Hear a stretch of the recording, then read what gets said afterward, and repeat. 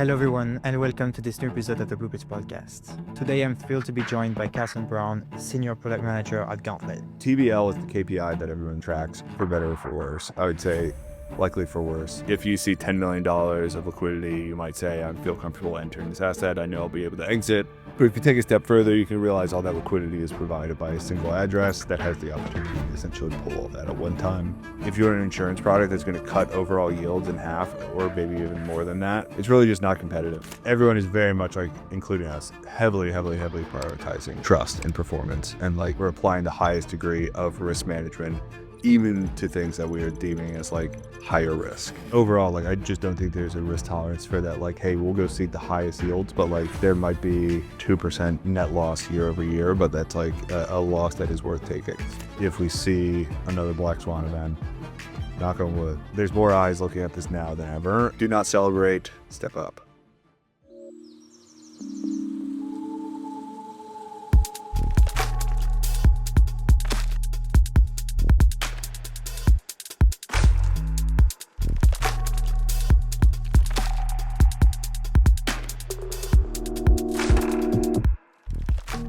How you doing, man? Doing great. How are you? I mean, it's Friday. Doing amazing. So, can't complain. End of summer. Autumn Yes, is exactly. arriving pretty soon. Q4. Exciting stuff. Absolutely. Can you briefly introduce yourself first and explain briefly what Gauntlet is? Yeah. So I'm Carson Brown. I'm a senior product manager here at Gauntlet. Been with the company for about 2 years now.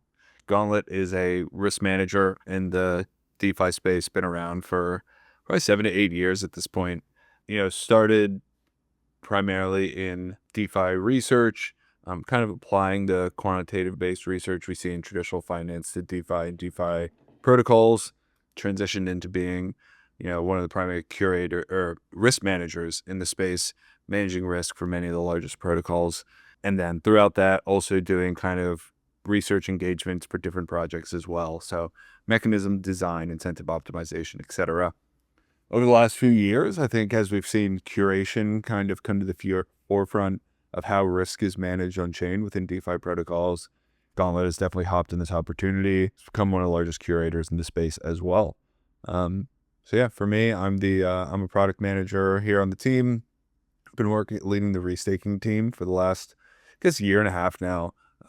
At this point, started as a protocol strategist, which at Gauntlet basically means account owner for all the different kind of consulting clients that we work with, DAOs that we work with, etc. Really being kind of the face of managing these projects alongside our data scientists and risk team.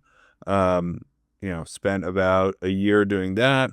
Had kind of already started transitioning into owning all the product work on the restaking side, and then formalized that transition into being the product manager for our restaking team, probably a little bit around a year ago at this point. That's some background on me, some background on Gauntlet.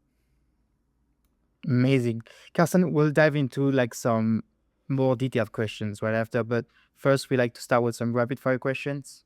So what's the most important project in crypto, in your opinion? Bit of a cop out here, but I'm going to say Ethereum. Yeah. What aspects of the industry frustrate you the most? Might hit close to home, but I'd say illiquid points programs. Same. What's the biggest misconception about risk in this space? I think people think the risk appetite in crypto is very high. I would actually say the yield appetite is high, but risk appetite is quite low. If you were building a protocol, what would it look like? It would definitely have a curation element. I think it's a proven strategy. It would be something likely introducing better composability for non-atomically issued and redeemed assets. And if you weren't working in crypto, which industry would you be in? I think it's fun to say this from an outsider. I'd probably say ed tech. Realistically, would I actually do ed tech? I don't know if it, from the outside looking in, I think it would be very fun. From the inside, who knows? Amazing. Really cool. And by the way, I don't even know what I would answer myself to some of these questions. So I'm glad I have crypto. Let's dive into like some long form questions. I would love if you could just, you've really briefly introduced yourself, but talk about like your journey as a young professional in crypto. Like I assume we have like pretty much the same age. How does that personal journey like connect to your current role at Gauntlet, especially on the restaking team? Yeah, so I mean, started in crypto in probably 2017 as just like a college kid buying Ethereum very early on. Me and all my friends got caught up in the ICO craze. Obviously, those things kind of died down, but still always kind of paid attention to the space quite closely. Graduated and ended up going and working at EY, or Ernst& Young, Big Four consulting company, doing kind of financial services consulting and data science. Tried to join the blockchain team while I was at EY. They didn't have any open roles, and so I kind of just stuck within just standard financial services. Then probably 2 years into my time at EY, I ended up hopping over to join 21 Shares, which is a crypto ETF issuer based out of Switzerland. For my entire time there, this was before US ETFs and BlackRock entering the space. 21 Shares was the largest kind of crypto ETF issuer, in the game. So kind of became the crypto guy for the ETF TradFi people. Started as a product manager there, doing kind of product strategy for all the things we were doing on chain, outside of the ETFs, but then also within the ETFs. Finally, I have 2 years at 21 Shares. And throughout that time, got really, really into kind of DeFi data science and Dune. And I was basically like spending all my time on Dune every single night. I mean, you can go to Dune and look up Carson. It's the only platform I've ever just gotten that handle at Carson. But been incredibly active on there for the last like few years, a little less now. And so just got obsessed with data science and understanding protocols and breaking them down, building dashboards for them. Through that, obviously, kind of became quite familiar with Gauntlet, all the research they were doing, all the kind of data-based kind of research and publications and risk management they were doing. So I was quite interested in joining Gauntlet. Ended up kind of jumping over to Gauntlet 2 years ago. Actually, 2 years ago today, to date, we actually it was my 2 year anniversary. Was messaged in Slack this morning. Happy And it was anniversary, man. thanks. So yeah, joined Gauntlet then 2 years ago. Again, starting as kind of protocol strategy, working across every type of client that we work with. So started off with some incentive optimization, perps risk management, did some lending risk management, did some mechanism design. And then, I remember probably a year before starting at Gauntlet, my friend and I were actually flying to Paris to go to NFT Paris event. And I read the Eigenlayer white paper on the flight. And I was like, oh, this is pretty interesting. So when I started at Gauntlet, I basically said like, hey, whatever, like happy to take any project, but if we ever work with Eigenlayer, I want them to be my client. So, down the road that ended up coming to fruition, we ended up doing some work with Eigenlayer. And then with that, I ended up kind of just diving into owning all of our restaking clients, all of our restaking strategy, and then kind of popped over into becoming the product manager for the team. So yeah, that's kind of the high level summary. I guess mid-level. Now, super cool. We'll dive into like the what your thoughts are for the restaking space a bit later. But I'm very curious to understand like, so how does the restaking team like integrate within like Gauntlet's broader organization structure? Like Gauntlet is very busy like across the entire space. Like what's special about the restaking team, and how does it differ from the other curation teams? Yeah, so restaking is a distinct team within Gauntlet, kind of isolated from our kind of lending curation team and then perps-based curation team. And obviously we still have kind of like the applied research teams that do a lot of the exciting incentive optimization, mechanism design, etc. And I say isolated in quotes because obviously we still talk to each other quite a bit, but in terms of kind of what we're focused on, restaking team is a dedicated team. I think it really is a matter of kind of objective functions and rebalancing frequency and risk. I think we came into the market doing a lot of ABS risk allocation research that kind of turned into a bit more of incentive maximization. So with kind of low slashing frequency rollout, the risk management, frankly, the risk is much lower than we see on like the lending or perp side.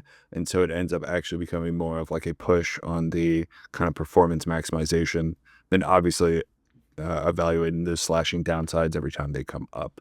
But that being said, I do think a lot of the risk management is becoming a much bigger aspect of our time now, with more networks coming online with slashing. I think a lot of the original research we published kind of over a year ago at this point is really kind of coming into fruition. We're able to leverage that quite significantly.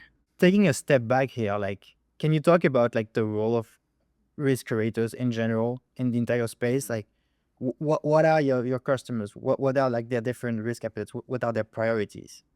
Yep. Yeah, I mean, I think curation is really a model that is becoming very quickly replicated across the space.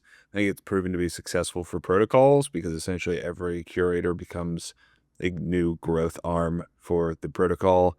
It also just gives us a lot more fine-tuned control on how we perceive and want to manage risk and how we want to make that kind of clear to the customers. With regards to who are our customers, frankly, it can be anyone from retail to large institutions, and we kind of talk to everyone. I think generally, what do people want? They want strategies for their preferred assets. We want to make sure we're doing essentially the best, providing the best allocation and performance experience for any asset across any risk threshold. I think overall there is a bit of a balance between, and we'll probably get to this later, around liquidity fragmentation and customization. I think generally we're always constantly balancing a one-size-fits-all kind of model and strategy to liquidity fragmentation and kind of customization. So I think that's kind of one thing that every curator is constantly balancing.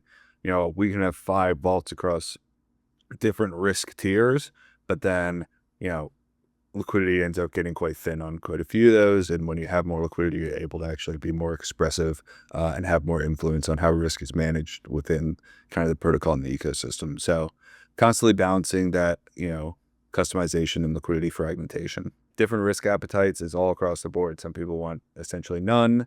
Some people are willing to go into whatever high risk, like the highest risk strategy you're willing to offer them. So it's really about kind of like creating, minimizing the amount of vaults that still are able to serve the most amount of kind of diverse risk preferences. And with regards to restaking, like, can you walk us through like practically like how you curate like for this specific use case? Like, what's the process like from like the data inputs to the final decisions? Yeah, so it's pretty multi-phase. I mean, I think before any allocation or evaluation, it starts with just a decent amount of relationship building. So obviously that's symbiotic. We need to partner with operators. We need to partner with networks. A lot of that comes out of making sure we have established relationships with kind of the most well-established builders in the space on kind of every vertical of the spectrum. So again, before any allocation decision, we need to make sure we're already partnered with kind of the top of the line operators, make sure they're willing to support us in the networks we choose to onboard. And then we also need to make sure we have relationships with all the networks to make sure they are comfortable getting allocations from our vaults. After that, I would kind of break it down into a pre-allocation review and a post-allocation review. And this is quite consistent across really everywhere where we curate. So pre-allocation, I would say before we ever even allocate anything into a market, we need to do kind of a pretty deep due diligence on whether or not it is worth allocating to in the first place. Within restaking, that obviously starts off with a review of the slashing logic and implementation, understanding the slashing frequency. I think overall with restaking, as a lot of these are newer projects, slashing might be implemented, but the network has not run for a long time. So we end up doing essentially a worst case risk scenario on worst case scenario, what does the slashing kind of fallout look like here?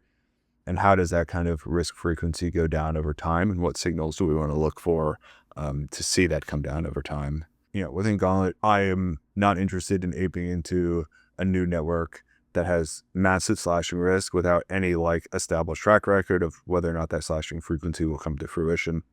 So there's likely some monitoring until we end up allocating, and then obviously looking at whatever rewards or incentives and upside we're getting out of that. So frankly, just a straight up, what is the risk reward? And then finally, what is the allocation decision that we would make?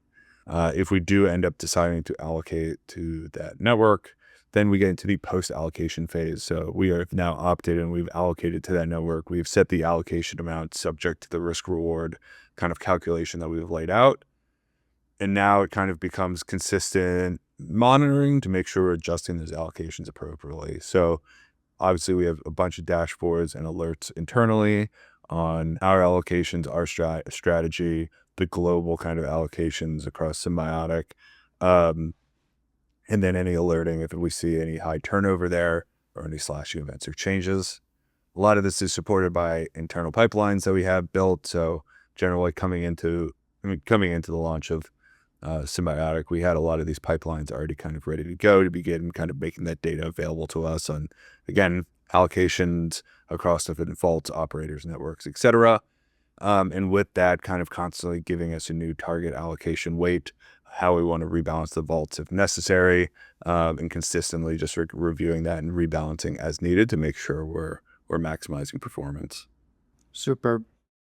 And I'm curious, like you've been doing this for quite some time. What have you found to be like the most unconventional tool or metric that you use in risk curation that like outsiders might not expect or think of? How has it like saved like some disaster from happening? I mean, I think that the risk metrics are generally what people would expect, right? We're looking at liquidity, we're looking at volatility. On the restaking side, we're looking at slashing implementations and frequency. But outside of that, I think one that no one really appreciates is LP concentration. Things have gotten more concentrated over time. So oftentimes, generally when people are looking at liquidity depth, you're going onto your chosen DEX aggregator and you're just kind of like spot checking a few numbers until the slippage drops off a cliff. And then you're like, okay, this is how much liquidity depth there is. I think what people don't really end up looking at is kind of the concentration of liquidity. If you see $10 million of liquidity, you might say, I feel comfortable entering this asset. I know I'll be able to exit. But if you take a step further, you can realize all that liquidity is provided by a single address that has the opportunity to essentially pull all that at one time. And so I think it is something that people do need to look at. Similarly on like, the lending side and liquidity there.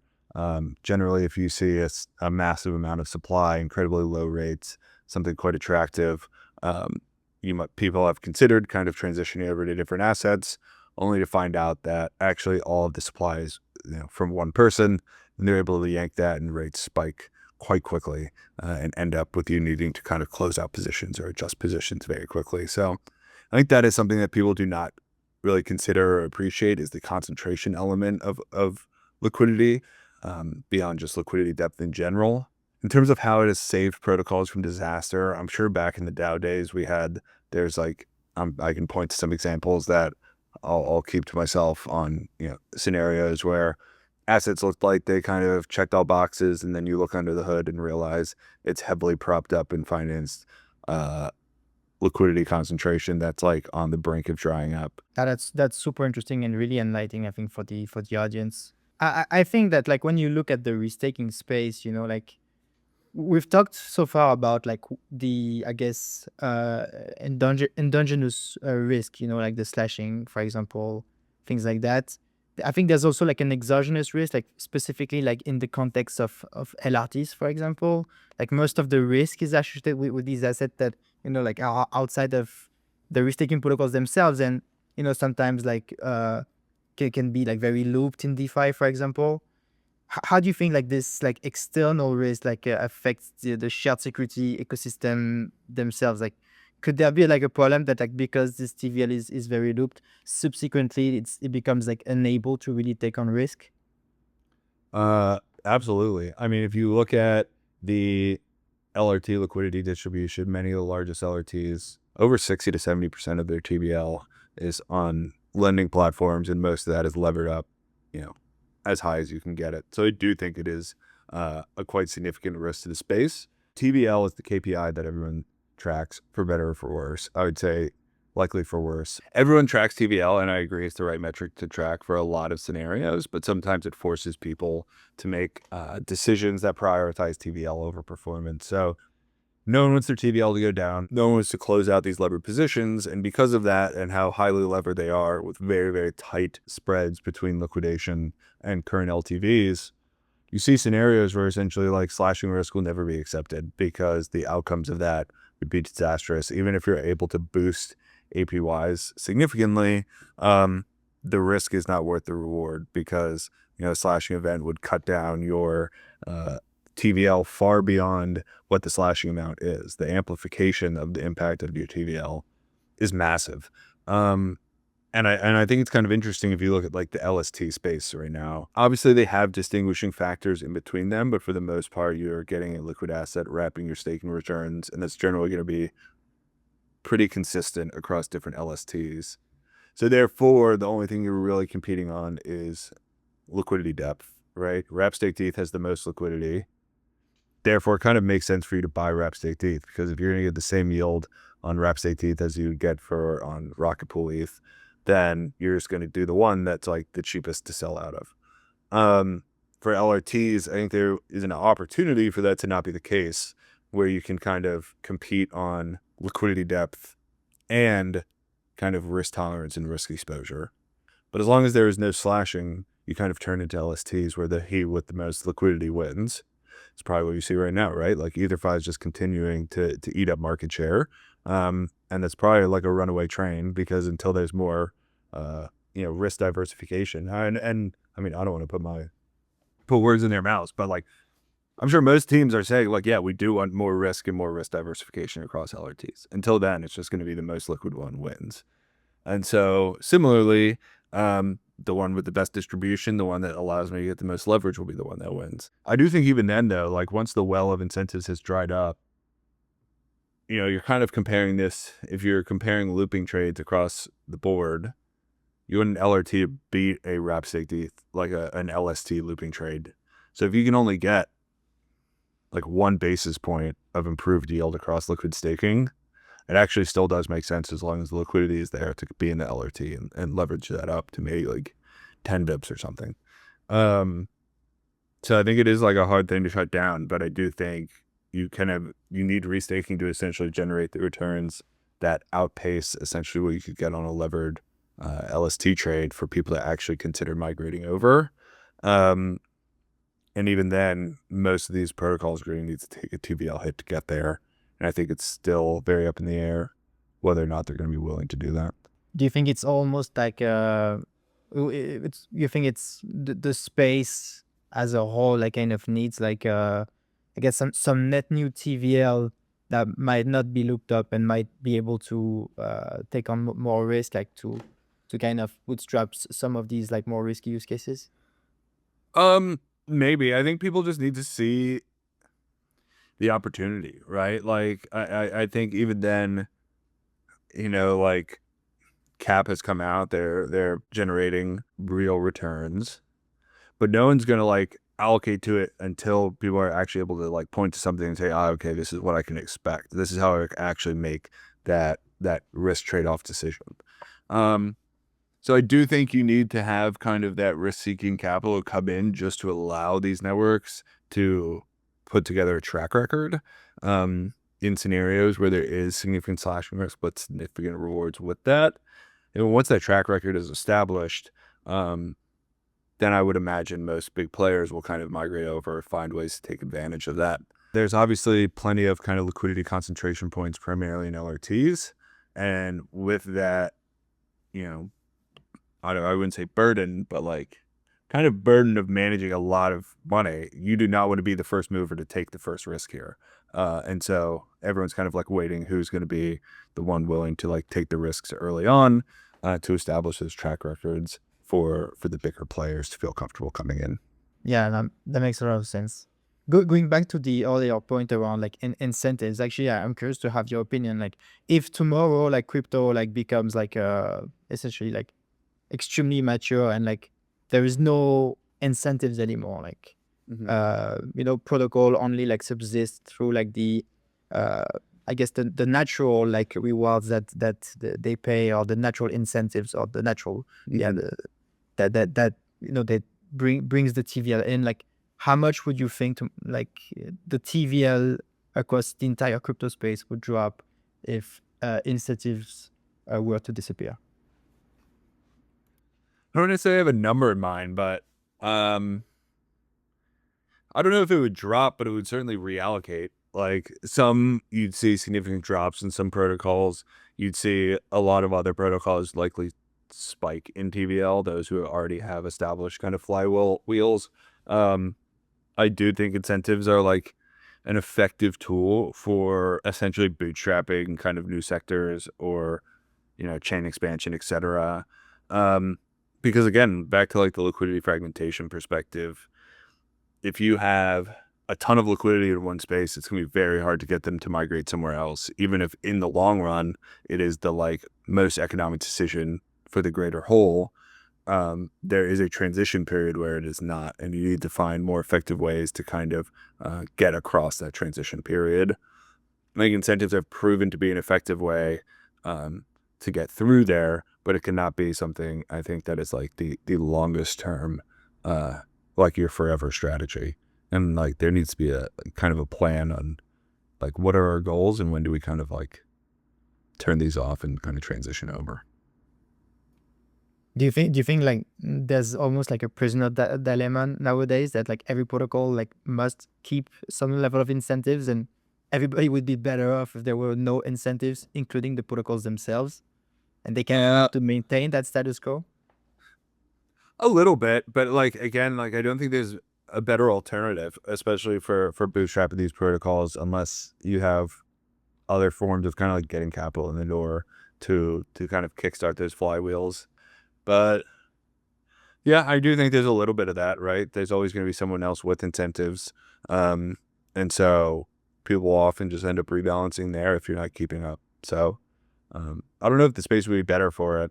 I think incentives are like, again, quite good and quite effective. I think just in some scenarios, um, people kind of stop thinking about them from the right perspective from my side.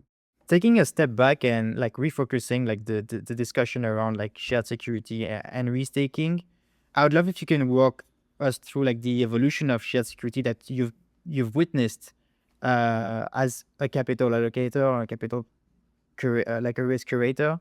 I'd love if you can also like share your views on like how that space has evolved, and maybe like I guess surprised you the past 2 years, ever since you read that white paper.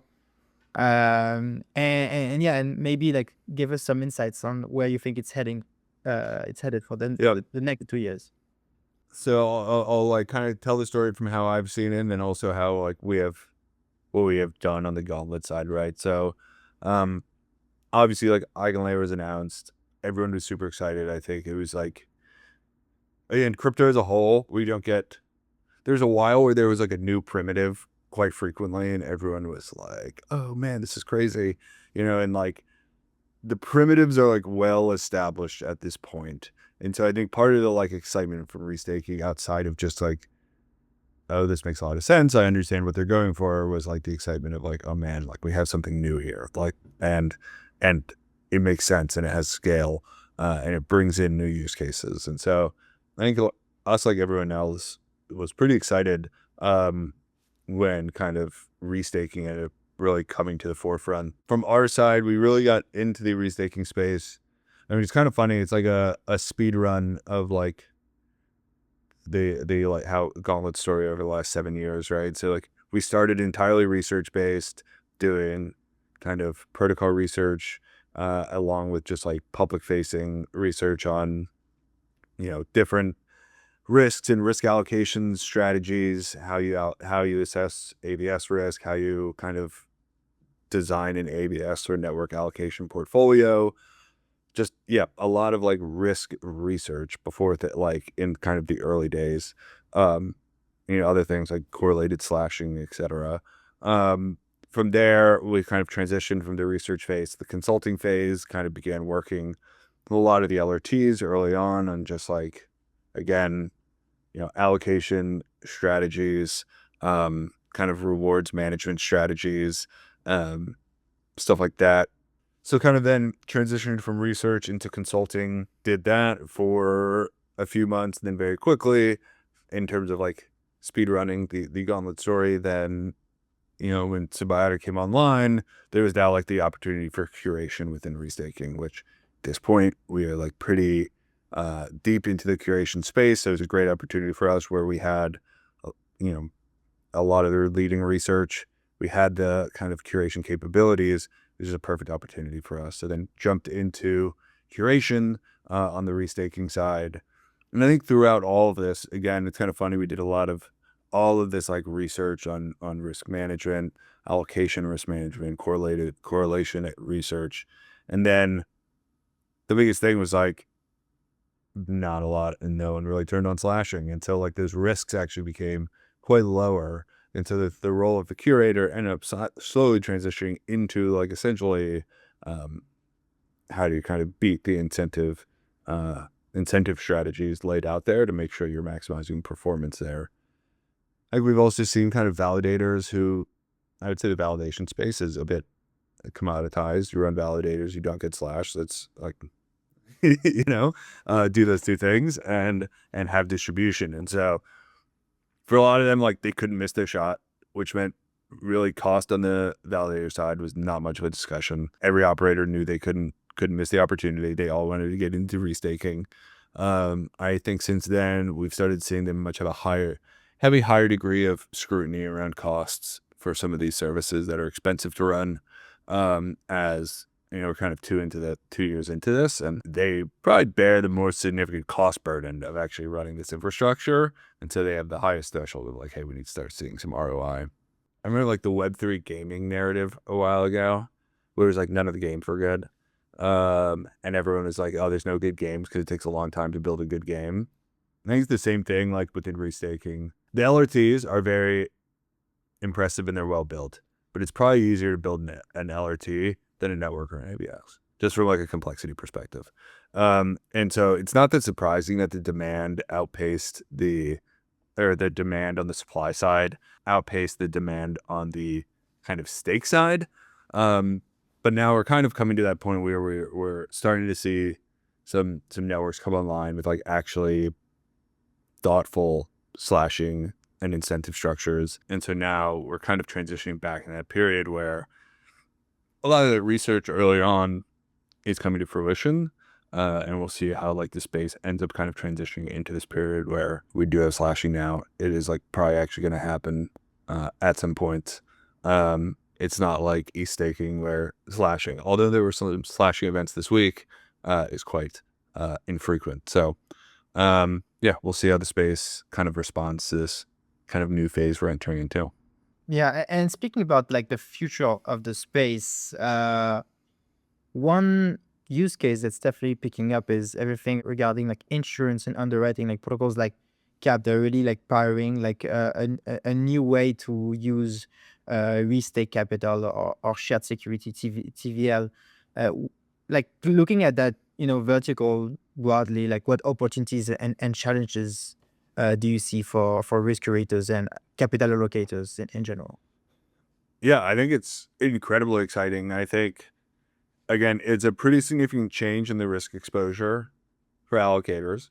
And so for like the sleepy points farmer or incentive farmer who was like deposited when they didn't think there was any risk and they forgot about this, check your allocations because the risk might be going up quite quickly very soon now, and make sure that's still something that you are interested in. But overall, I do think it's pretty exciting. It is taking advantage of essentially restaking programmatic slashing beyond kind of the operators in the staking side. But I do think it makes a lot of sense because insurance protocols, frankly, like only make sense when you have a lot of scale, and these protocols very like always struggle to bootstrap because I mean, again, we do a lot of risk management across the space. Insurance platforms end up reaching out to us a lot, and generally the economics of these things, although everyone wants insurance, if you want an insurance product that's going to cut overall yields in half or maybe even more than that, which you hear from some of these people, then like it's really just not competitive. So for someone like Cap, I think it's exciting for them because they have so much money in restaking, and it is like looking for opportunities like this. And so as long as they're able to like crack the code on their side, the restake capital is there to support it. And so they have a ton of kind of runway to go and like upside for them just because of essentially this captive capital that is looking for opportunities like this. My guess is that the TVL of restaking is much higher than the TVL of Nexus Mutual right now. So if but overall, they're kind of trying to do, it's some type of like slashing logic built around different scenarios. And so if like they're able to successfully tap into that capital to make the economics work, I think you can see like quite significant growth in this sector by the teams that are able to like make the economics work for kind of all parties. Do you think it makes sense for TVL to be allocated like on one part to maybe like traditional proof of stake risk, like securing networks, and on the other side, like securing some specific insurance or underwriting use cases, because these might not be like correlated? Do you think there's essentially like a play for like all of these on-chain insurance protocols to bring down the cost of capital, not only because of the size of TVL in restaking, but also because it's a better like alignment in terms of like opportunity cost and so on? Yeah, I think it does make a lot of sense. But from a curation perspective, I mean, correlation is something we're always looking at. And even if these two things are uncorrelated, the kind of opportunities within them likely are correlated. And so it all comes down to like a risk reward perspective and back to the liquidity fragmentation thing and the risk positioning, making sure people are aware of the risks of what they're opting into. So it might make sense. It might not make sense. It really just depends on the networks and opportunities that present itself, whether or not there is correlation there. Kind of like, again, making that the right risk reward kind of trade off there, subject to the constraints of the vault. I wanted to talk about something that you guys released actually like almost a year ago. Ming's paper, Ming from your team, he released a paper on stablecoin staking. Shout out Ming, by the way. I would love if you could, elaborate on Gauntlet's vision in this specific area, because we all know how like stablecoins are important now more than ever in crypto. Yeah, absolutely. And you're right. Shout out Ming. He's the man. Definitely.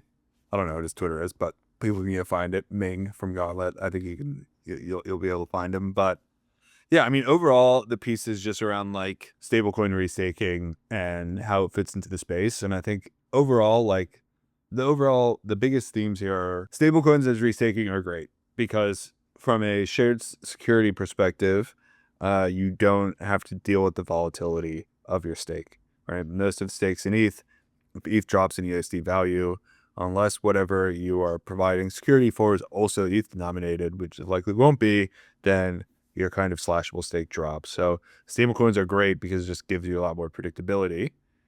But because of all the reasons that they're great, yields on stablecoins are incredibly competitive. Like there's the abundance of yield-bearing stables is absolutely exploding. And the yields there are like quite attractive, right? So if you just want to restake native USDC, you can go get 10% on USDC lending on Morpho. And so like, are you going to be able to beat that 10% at a different risk, with it like a different kind of blend of risk on restaking? Likely not. Like 10% on USDC at scale is very, very hard to do. And so overall, then it kind of comes back to like, oh, okay, so it makes sense for the space. How do you kind of make it make sense for the allocator? And you really need to beat that 10%, yield hurdle at some point. You kind of get to this point of, well, do you get the yield before restaking or do you get the yield after restaking? So do you take essentially a stablecoin wrap, like, whatever your favorite yield bearing stable, and you restake that, so you have all the yield of that kind of collateral, but then you get boosted yields on top of it, or do you restake essentially the native the native stablecoin or wrap that into the LRT and then go get yield elsewhere on that. And so I think it's kind of interesting how we see this space play out. I would imagine it will end up kind of looking like the yield before restaking example, which I talked about, where we see some restaking from the largest yield bearing stables, and you're able to get kind of like a boosted performance on that. Similar to the LRT looping stuff I had talked about before, though, like leverage is quite popular in DeFi, obviously.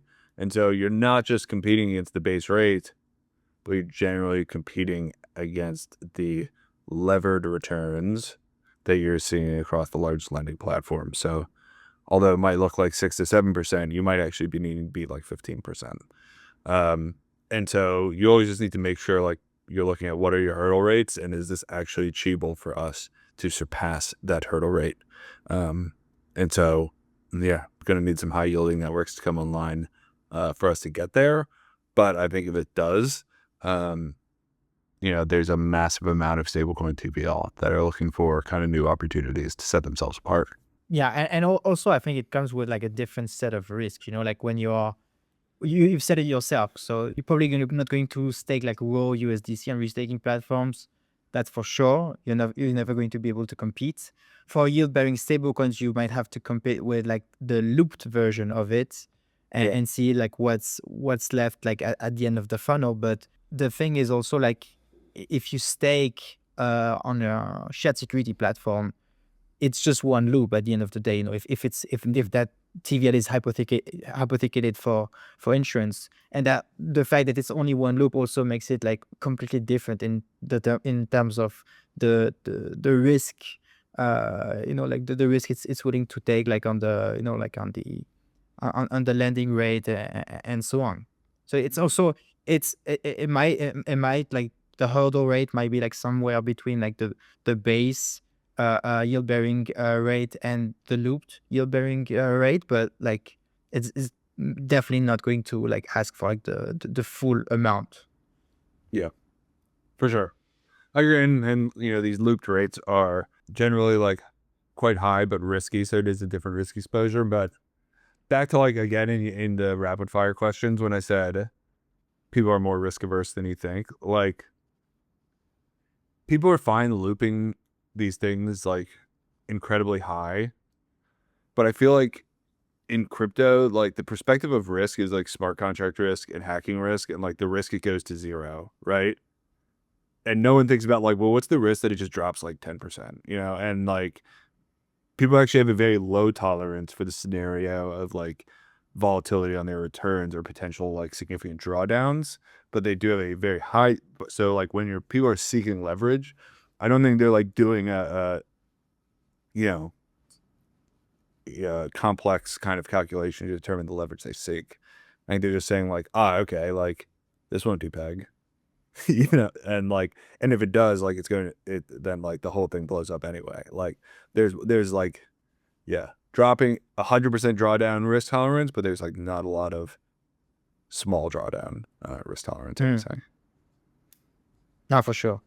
Yeah.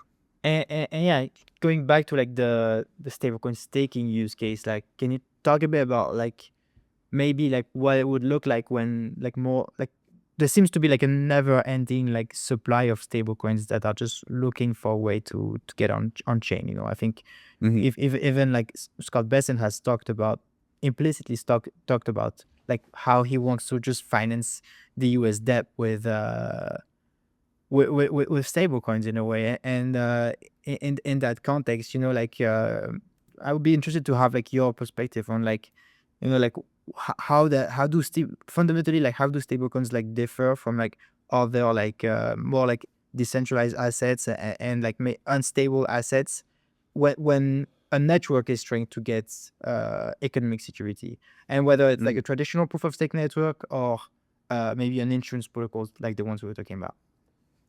Yeah, I mean, pros, straightforward as I mentioned, like you get stable stake. It's like relatively predictable. But the cons here are one, the hurdle rates are high, as we talked about, and the costs are like very hard to scale, right? Let's say you're somehow processing funds, right? And you need your security to be 2x that of the funds you're processing. So like as your network grows, you need to make sure that you are matching that with a similar amount of growth in stablecoins. And back to them being kind of expensive to acquire in terms of competition, your costs end up like scaling linearly.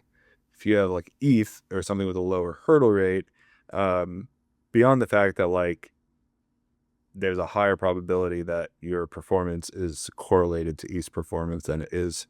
So like you get some upside there.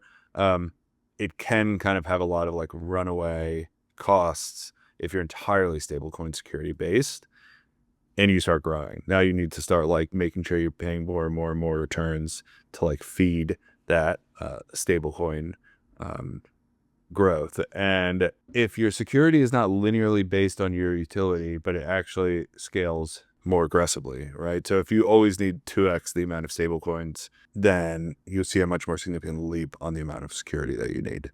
And so like, again, this cost can kind of run away quite quickly. So they can be expensive, but overall it just gives you so much more predictability and abstraction away from the volatility in the space that we see with ETH and BTC, although I do think the volatility is coming down. Definitely agree here. Looking ahead at like the future of the space for risk creators as a whole, like how do you see it evolving, like in the the, the ecosystem in general? Has the landscape really like changed, like following like maybe like recent events, maybe around like DAO governance disputes? I do see curation expanding. I don't necessarily think if it's like it is a rebuttal against DAO governance disputes, although I do think like they come with their pros and cons.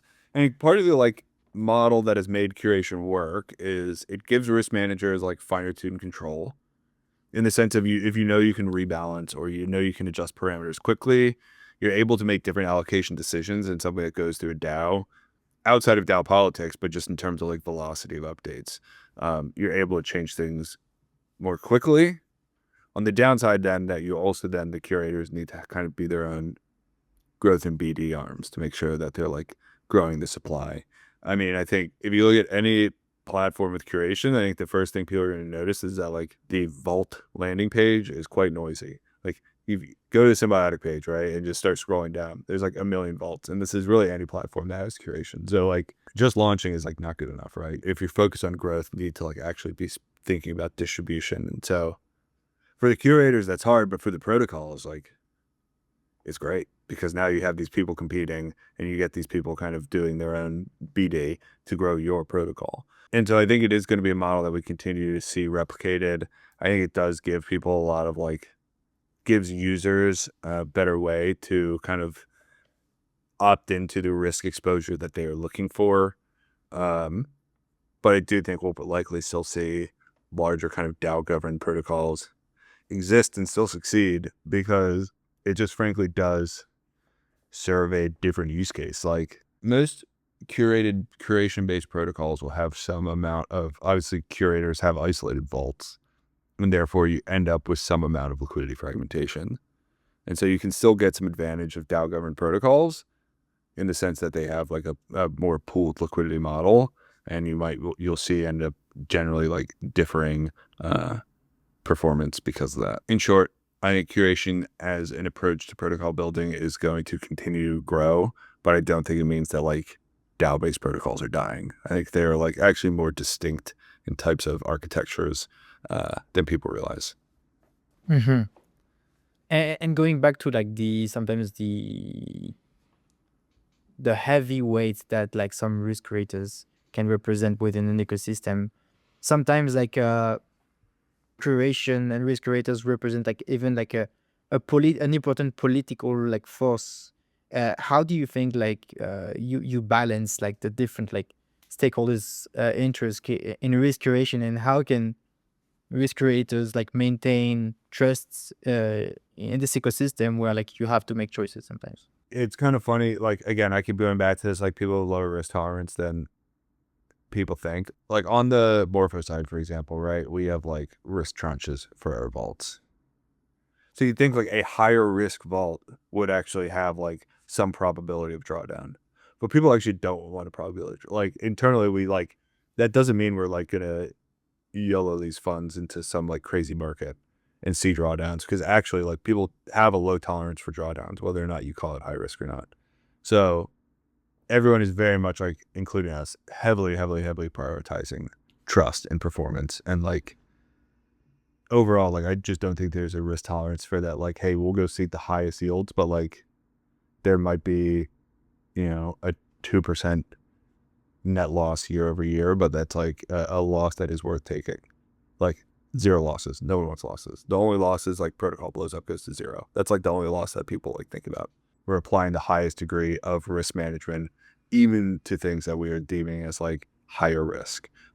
Like risks here are quite different than like what you'd see in like a, I don't know, TradFi, like super diverse portfolio of loans that 10% are going to default. Like default tolerance on lending is like incredibly low. Got it.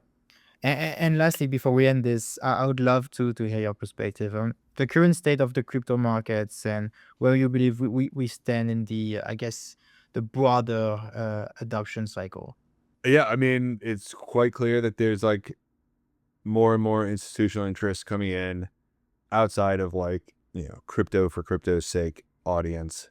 But I do not think it is guaranteed. I think there's a lot of builders that are just saying, oh, sick, it's finally happening. Like it is an opportunity that our industry can absolutely still squander. And so we should try not to. And like, I think this is actually like, people should not be celebrating that there's more and more institutional interest. I think it's like, okay, this is like the biggest opportunity, biggest make or break moment in the industry, that if people really deliver, people end up kind of continuing to build and grow the protocols that have gained this adoption.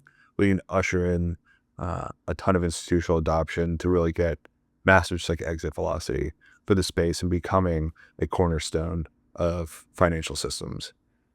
But it also means we have way more institutional eyes on what is going on in crypto. And that means like, if we see another black swan event, knock on wood, like there's more eyes looking at this now than ever. And we need to make sure people are like managing risk appropriately, because it is far from a guarantee.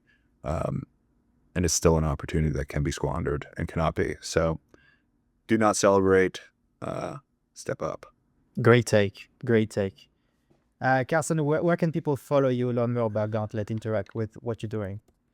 Yeah, you can follow me on Twitter at Carson M. Brown. Follow Gauntlet. It's just at Gauntlet. Feel free to shoot me a DM. You can go to the Gauntlet app, which is just app.gauntlet.xyz. You can kind of see all the vaults where we're curating right now. And yeah, I'm not that hard to get in touch with. I check my DMs. So yeah, reach out. Always happy to chat with people. Always happy to chat with new projects. And yeah, that's about it. Amazing. Well, thanks for coming on. And to the audience, see you in the next one.